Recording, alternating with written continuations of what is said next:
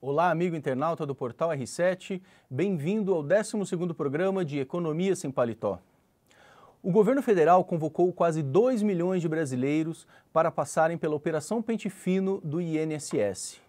São aqueles que têm mais de 60 anos e que há 2 anos não passam por perícia e que recebem o auxílio-doença ou aposentadoria por invalidez.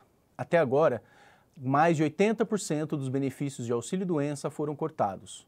Hoje nós convidamos a doutora Vanessa Viduto, advogada previdenciária, para explicar para a gente por que tanta gente está perdendo o benefício e o que você pode fazer se você foi atingido com essa medida. Olá, doutora, tudo bom? Boa tarde. Olá, Diego, boa tarde. É um prazer participar do programa. Obrigado, doutora, por aceitar o convite. Como eu estava explicando, doutora, são 530 mil benefícios por auxílio-doença, né? Pessoas que há mais de 2 anos não passaram pela perícia. Por que essas pessoas passaram tanto tempo sem visitar o médico perito do INSS? Pois é, essa é uma pergunta que todos deveriam fazer. A legislação que regulamenta o plano de benefícios da Previdência Social já previa a necessidade desses benefícios serem revistos de tempos em tempos, não só os benefícios de auxílio-doença, como também os benefícios de aposentadoria por invalidez. Mas, por uma ineficiência do INSS, essas pessoas não foram chamadas e ficaram recebendo por longos períodos os benefícios, tanto a aposentadoria por invalidez, quanto o auxílio-doença, que é um benefício temporário. E agora o governo corre aí para tentar angariar recursos, se assim podemos dizer, né, em função dessa... Quer dizer, cortando o gasto para aumentar... cortando o gasto, tentando aumentar a receita e resolveu, então, através de medida provisória, que é uma forma que o presidente legisla, através de uma canetada, chamar, então, essas pessoas de uma única vez aí aos montes, para que sejam submetidos à perícia e também gratificando os peritos por essas perícias que vão ser realizadas fora da carga horária normal dos peritos. Vamos ver aqui quem está no alvo do governo. Robert, por favor, colocar o nosso primeiro gráfico. Olha, do auxílio-doença, então, no total são 1,35 milhão de auxílios-doença que o INSS paga, né? E 530 mil serão revisados, ou seja, são 500, mais de 1/3 dos auxílios que não passavam pela perícia médica, né?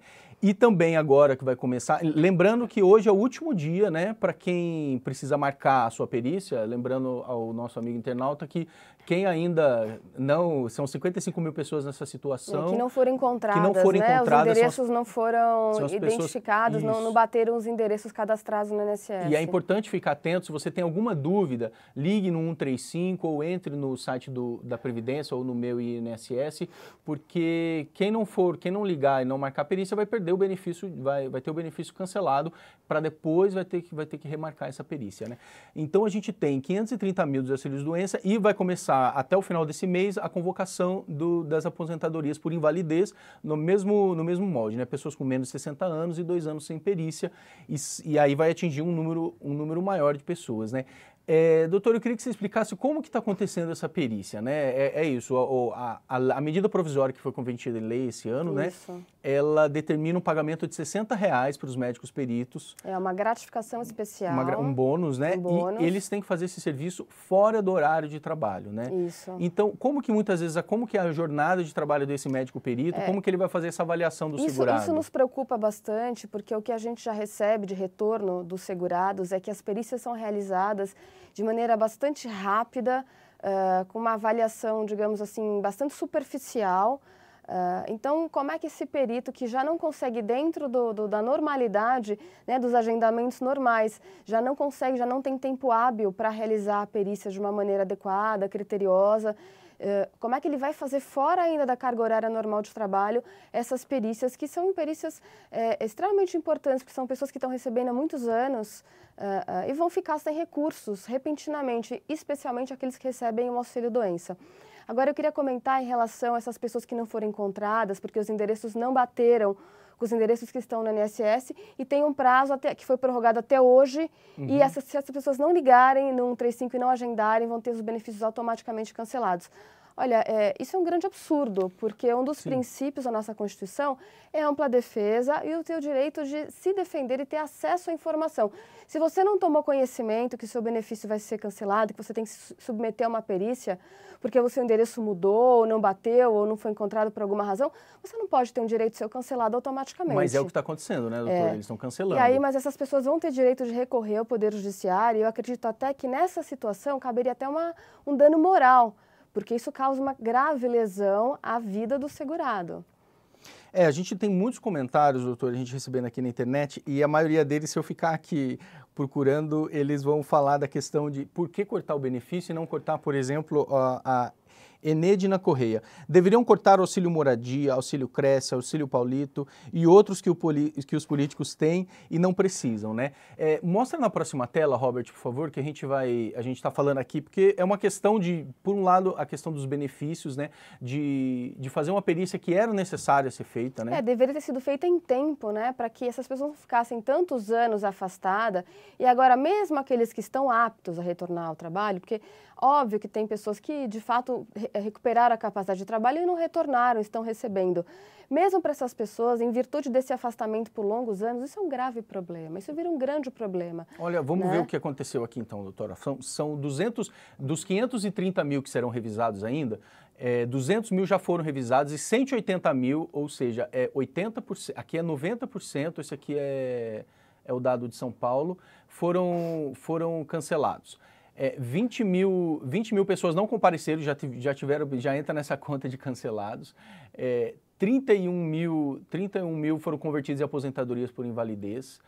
1.000 por aposentadorias por invalidez com um acréscimo de 25%. Qual que é a diferença, doutora, de um para o outro, das conversões da aposentadoria por invalidez? A aposentadoria por invalidez, essa que tem um acréscimo de 25%, significa que essa pessoa não só está incapaz para o trabalho, mas ela precisa do auxílio de terceiros para o dia a dia. Aquela pessoa que está doente, acamada, que precisa da ajuda de alguém para fazer sua higiene diária, que a pessoa não consegue nem ter uma certa autonomia para o trato consigo própria. Então, ela tem direito a esse acréscimo de 25%. Entendi. E 1.800 foram convertidos em auxílio acidente e 5.200 em reabilitação profissional. Então, daqueles 200 mil, basicamente 55 mil, 145 mil foram cancelados totalmente, né? E o que me chama a atenção é esse número de reabilitação profissional. E é como você estava falando, né? Uma pessoa que fica vários anos fora do mercado de trabalho, muitos casos são 5, 10 anos, né? Sem fazer a perícia, recebendo benefício, e apenas 5 mil desses 140 mil, eles foram encaminhados para reabilitação profissional. Não tinha que ser uma obrigação do INSS cuidar do trabalhador nesse sentido? Vamos esclarecer o que é a reabilitação profissional. A reabilitação profissional é um instituto que é a obrigação do INSS oferecer para o trabalhador que não está capaz por uma determinada atividade, mas tem condições de exercer outra, prepará-lo para que ele se recoloque no mercado de trabalho ou até mesmo naquela mesma empresa onde ele trabalha, mas que ele volte e consiga ser readaptado agora com aquela sequela que ele tem. Em primeiro lugar, a gente sabe que essas reabilitações, a grande maioria, não acontecem. E mesmo acontecendo as reabilitações agora, é bastante preocupante, porque você imagina um indivíduo que ficou 8 anos afastado, que está com o contrato de trabalho dele suspenso, aí depois de 8 anos ele aparece lá para o empregador: oi, voltei, agora eu vou exercer aqui na sua empresa uma nova atividade. Isso é um problema sério, né? Sim. Provavelmente esse sujeito vai ser mandado embora, vai ser demitido. Se não for um afastamento por acidente ou por doença profissional, quando ele tem estabilidade de até 1 ano, ele provavelmente o próximo passo é ele perder o emprego. E tem aqueles também que se afastaram, que estavam desempregados e que a reabilitação profissional não vai servir de muita coisa. Olha só, a Maria Ascensão Marcelino, ela comenta o seguinte: meu filho tem depressão e epilepsia há 8 anos, eu pedi um benefício para ele, eu pedi um benefício para ele que foi negado, eu não sei mais o que fazer. Você tem justamente essa... Porque a Eliana Silva, por que esse governo não cancela os altos salários dos políticos incompetentes e corruptos, que além de roubar não devolvem o nosso dinheiro? Rebanho de lobos em pele de cordeiros como a população inocente. A gente tem bastante essa revolta da população, né, com relação ao corte. E como você está falando, num contexto de crise econômica, esse trabalhador... de corrupção à tona todos os dias, né? Esse trabalhador ele vai acabar voltando para o INSS solicitando outro serviço, não? Ele vai voltar para o INSS, uma boa parte vai ingressar com ações judiciais, o que vai novamente abarrotar o Poder Judiciário com processos, e vai ter um grupo de excluídos porque não vai procurar uma assistência jurídica, não vai conseguir novamente no INSS e vai ficar numa situação de penúria, né? Certo. Vamos ver aqui a pergunta do Sebastião Bering. E um monte de benefícios dos políticos. Não vão cortar, não? É isso que a gente está comentando. Vamos ver a próxima. Sou paciente oncológico e recebo auxílio-doença. Minha perícia médica foi dia 10 deste mês. Terei que fazer novamente? Tem uma coisa, doutora, que está acontecendo que muitas pessoas que vão para a perícia, quer dizer, ela já foi na perícia, ela não sabe nem o resultado dessa perícia, né? O resultado não é dado na hora, né? O INSS teve problemas com alguns peritos que sofreram agressão logo após as perícias, quando o resultado era revelado na hora. Então, ele mudou o procedimento já tem um tempo e a pessoa não sabe na hora qual foi o resultado, se foi favorável ou desfavorável, e recebe pelo correio uma carta dizendo que ou ela teve alta, que foi indeferida, ou a carta dizendo que o benefício foi concedido. Ela também pode obter informações através do telefone 135 ou através do site do INSS. Lá tem um campo próprio para acompanhamento de concessão de benefício. Você coloca o número do benefício, que é o NB, e aí você consegue acessar se o seu benefício foi deferido ou não. Você consegue ver isso antes para não ser pego de surpresa? Você consegue, sim, um pouco antes você saber se o seu benefício foi deferido ou não. Agora, uma outra questão que eu lembrei importante comentar, que a gente tem percebido na prática também, que essas perícias do pente fino têm sido marcadas com muita rapidez. E a grande maioria desses segurados são pessoas que necessitam do Sistema Único de Saúde, de uma saúde pública. E elas não têm tempo hábil para conseguir um agendamento na rede pública de saúde, não têm tempo hábil para conseguir passar por um exame que muitas vezes tem fila de espera de 3, 4, 5 meses.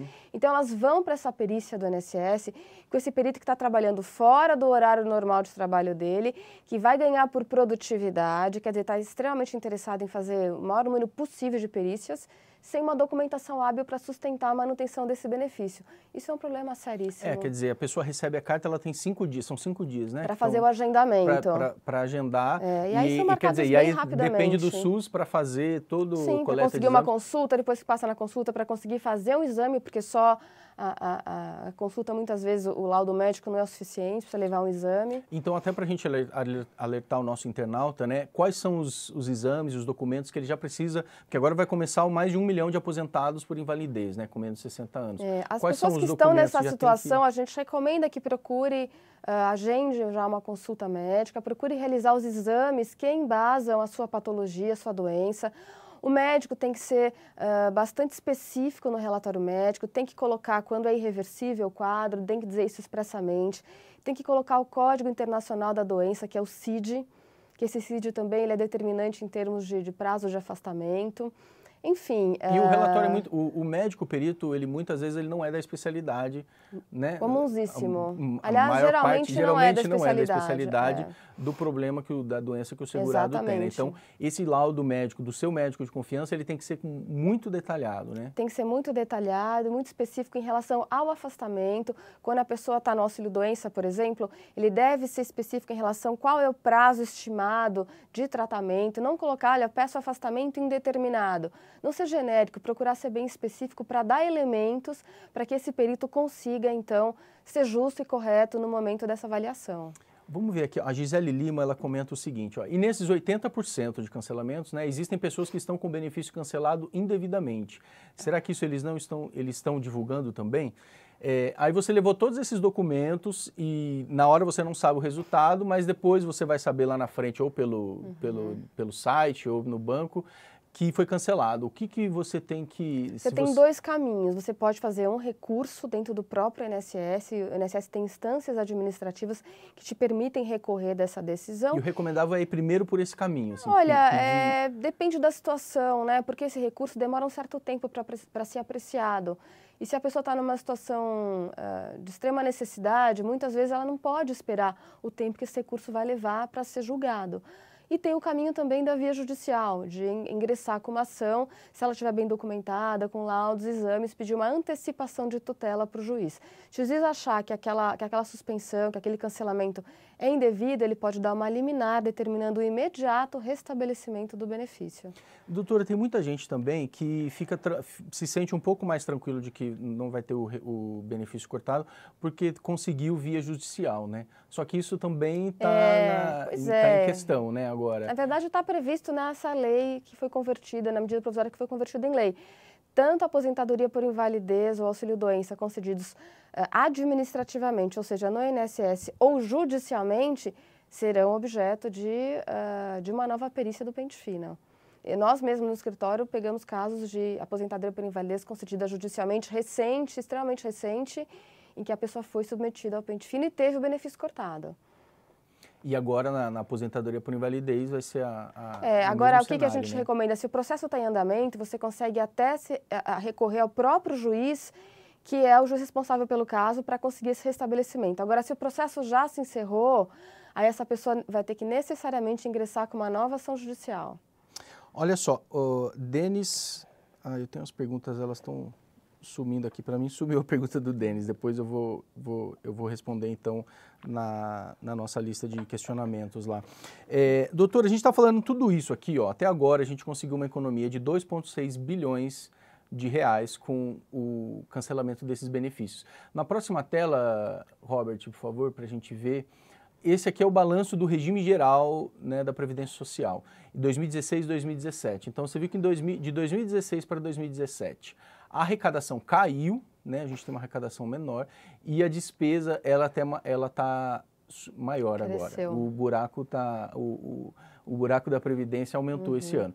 E a gente tem aqui um detalhe, ó, a população economicamente ativa que está ocupada são 95 milhões de brasileiros e as contribuições são 41,3 milhões de brasileiros. A gente estava até comentando antes de entrar no ar com relação, quer dizer, uma população que a gente tem uma mudança na reforma da Previdência, né? De hoje a gente tem uma exigência de 15 anos de contribuição, vai passar para 25, né? Isso mesmo. E só que a gente não tem, a quantidade de pessoas que contribuem é muito baixa, né? A gente tem um risco de ter mais gente trabalhando na informalidade, na sua avaliação? Olha, Diego, assim, voltando assim, um pouquinho aqui para o gráfico, só para a gente trazer algumas questões que são importantes. A queda da arrecadação nada mais é do que um reflexo da nossa economia. A gente sabe que tem 14 milhões de desempregados. Uma das contribuições que custeiam a Seguridade Social incide sobre a folha de pagamento. Então, quando você tem uma demissão em larga escala, como aconteceu nesse ano, as empresas produzindo menos, né, tem contribuições que incidem sobre o lucro líquido, enfim. Essas contribuições são fontes também da Previdência e da Seguridade Social. Então, você tem uma queda de arrecadação. Isso é reflexo da nossa economia. Em relação ao aumento de despesa, eu acho que também tem a ver com essa situação, porque as pessoas adoecem, né, nessa situação de falta de recursos, sem salário, desespero, a família passando necessidade. Isso gera doença nas pessoas mesmo. E quem tem alguma doença e está fazendo um esforço para trabalhar e é demitido, vai recorrer ao INSS para tentar se afastar e receber algum recurso para sobreviver. Então, esse gráfico mostra bem a nossa realidade também econômica. Em relação à reforma da Previdência, nos preocupa bastante porque a gente percebe, através dos números divulgados pelo próprio INSS, que a grande maioria do trabalhador brasileiro ele se aposenta por idade com tempo mínimo de 15 anos de contribuição, que é a nossa regra atual. Hoje a mulher se aposenta aos 60 anos de idade, com tempo mínimo de 15 anos, e o homem aos 65 anos de idade, com tempo mínimo de 15 anos. Quer dizer, já existe uma aposentadoria por idade que vigora, essa é a grande realidade. E com a reforma, esse tempo mínimo sobe para 25 anos. A idade do homem 65 e a idade mínima da mulher 62. Então, vai ter um número expressivo de trabalhador que não vai conseguir os 25 anos de contribuição, né? Porque hoje o que impera é a informalidade. Sim. E, somado a isso, temos a reforma trabalhista, que foi recentemente aprovada. A reforma trabalhista, ela formalizou a terceirização. O que significa isso? Vai custar muito mais barato e vai ser permitido por lei que o empregador contrate o seu trabalhador que exerce a atividade fim da sua empresa através de uma outra empresa interposta. Então, não vai ser um trabalhador que não vai ter carteira assinada. Tá? Vai ser e tem a questão do trabalho intermitente também, né? Quer dizer, você vai que trabalhar... que reduz também a carga tributária, que reduz também a arrecadação. para o INSS. Então, isso é E uma reduz a bola de contribuição, neve, né? reduz a contribuição. Então, vão ter menos contribuições, menos trabalhadores com carteira assinada, reduz significativamente o número de contribuição social para a Previdência Social. Mas o E número de reduz trabalhadores, o número de trabalhadores empregados, ele pode aumentar, não pode? Assim, apesar de que as pessoas com emprego não Mas significa com que são pessoas com emprego formal com carteira assinada. pode ser com salários mais Porque baixos, o enfim. trabalhador terceirizado, ele constitui uma empresa, ou ele trabalha para uma empresa interposta com um salário menor e presta serviço para aquela empresa tomadora do serviço. Se ele constitui uma empresa para prestar serviço, que a gente chama hoje até de pejotização, que é extremamente comum, ele estipula um salário no contrato social dele pelo mínimo, tá? Porque não incide só a contribuição para a Previdência, tem imposto de renda, tem outra tributação que vai custar muito mais caro para ele. Então, ele vai estipular um prolabore pelo salário mínimo, que é o que as pessoas fazem hoje. Quem trabalha nesse esquema de pejotização, de terceirização, contribui para a Previdência sob um salário mínimo e presta serviços. Então, ele vai ter uma contribuição pelo mínimo, baixíssima, vai reduzir a contribuição para os cofres, né? E eu acredito também que vai haver uma dificuldade muito grande para as pessoas conseguirem esses 25 anos de contribuição. 25 anos de trabalho formal que já não acontece hoje, já é difícil hoje. Sim. Olha só, Marcinha Gomes pergunta, esse pente fino é só para quem tem menos de 65 anos? Na verdade, e quem é aposentado por idade? Bem, a gente vai esclarecer, Terezinha Teca pergunta... Doutora, então é só para aposentadoria por invalidez, né, e o auxílio-doença para quem tem menos de 60 anos. Quem está fora, né? isso, quem tem 60 anos de idade ou mais está fora desse do pente fino. E quem tem 55 anos de idade ou mais e recebe há mais de 15 anos o benefício também está fora do pente fino. Aposentadoria por idade está fora. Aposentadoria por idade é alguém que se aposentou na regra de hoje, com 15 anos de contribuição e completou a idade, 60 anos mulher, 65 homem. Essa aposentadoria não tem nada a ver com incapacidade, então está completamente fora do pente fino. Entendi. E Cris Marques, quanto tempo está demorando para sair o resultado da perícia? Ela já sai para o mês seguinte, não? É rápido, não está levando nem um mês. Sim. Bastante rápido. E para você remarcar depois, você consegue remarcar dentro do mesmo mês, se você perdeu o benefício? Você tem uma quarentena que você tem que cumprir, e cumprido esse prazo, você consegue fazer um novo pedido. O comentário da Carla Silva, nossa, como nós trabalhadores podemos viver desse jeito? Isso são reflexos das nossas escolhas. Temos que mudar a nossa postura perante a política e levar mais a sério. Esse é o recado geral. Sem dúvida, né? Ela está certíssima. Estamos mal representados, não tenho dúvida nenhuma disso. E a gente até falando aqui, o resultado, como você resumiu, né, linkando a reforma da Previdência com a reforma trabalhista, vai ter uma população, menos contribuições, menores contribuições, e essa população vai acabar voltando para o INSS, né, solicitando outros benefícios. Só que aí num benefício assistencial, provavelmente, né, aquele benefício que independe do número de contribuições, porque como o trabalhador não vai conseguir os 25 anos, então ele vai ter que se candidatar a um benefício assistencial, que hoje é conhecido como LOAS, né, que na nossa regra de hoje é 65 anos de idade, ele é no valor de um salário mínimo, a renda familiar não pode ser superior a 1/4 do salário mínimo por cabeça. Por pessoa. É um benefício assim, bastante criterioso. E é uma assistência do governo, é uma ajuda do governo, que nem todos conseguem. Doutora, quero te agradecer, obrigado pela entrevista. Eu que agradeço. Espero que os nossos amigos internautas tenham aprendido aqui com a gente hoje. Mandem comentários, compartilhem esse vídeo, mandem mais perguntas que a gente responde para vocês, tá bom? Muito obrigado e até daqui 14 dias com o Economia Sem Paletó.